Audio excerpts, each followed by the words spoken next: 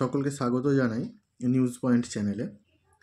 Government scheme লক্ষ্মীর ভাণ্ডার, দুয়ারে সরকারের পর জনসংযোগ কর্মসূচির ঘোষণা মমতার, মিলবে কী কী সুবিধা, এই নিয়ে আজকের প্রতিবেদন।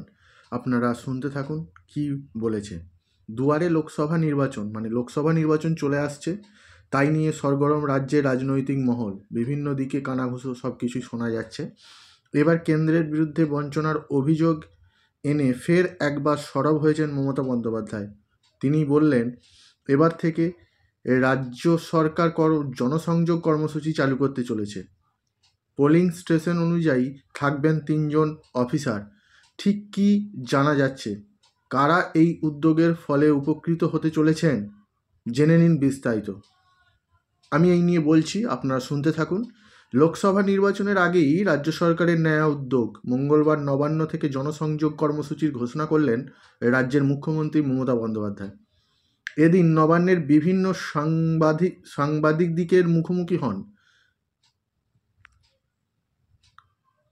আর সেখানেই তিনি নতুন উদ্যোগের কথা ঘোষণা করেন। এক্ষেত্রে রাজ্যের প্রতিটি পোলিং স্টেশন অনুযায়ী 3 জন করে অফিসার বসবেন। সাধারণ মানুষ তাদের কাছে গিয়ে নিজেদের সমস্যার কথা বলতে পারবেন।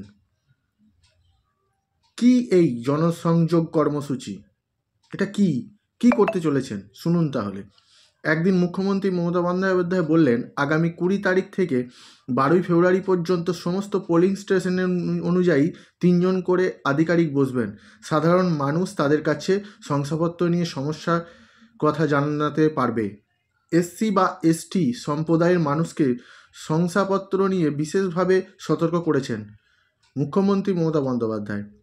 তিনি আরও বলেছেন, রেশন সংক্রান্ত সমস্যা, কৃষক ভাতা সংক্রান্ত সমস্যা বিষয়ে জানানোর জন্য এই কেন্দ্রগুলিতে নাম লেখানো সম্ভব হবে।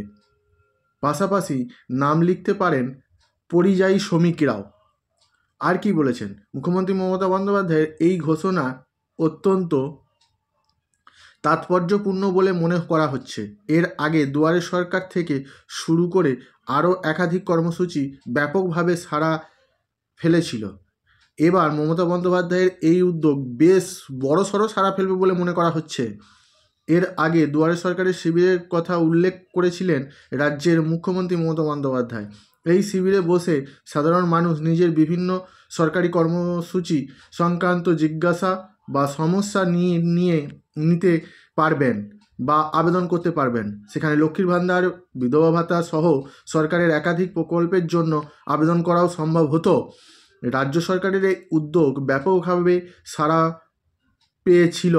পাশাপাশি লক্ষ্মীর ভাণ্ডার কর্মসূচি ব্যাপকভাবে সাড়া পায়। এই প্রকল্পের আওতায় নির্দিষ্ট কিছু শর্তাবলী মানলেই জেনারেল কাস্টের মহিলারা মাসে 500 টাকা এবং এসসি এসটি মহিলারা 1000 টাকা করে পান। লক্ষ্মীর ভাণ্ডার প্রকল্প নিয়ে রীতিমতো সাড়া পড়ে গেছে গোটা দেশ জুড়ি।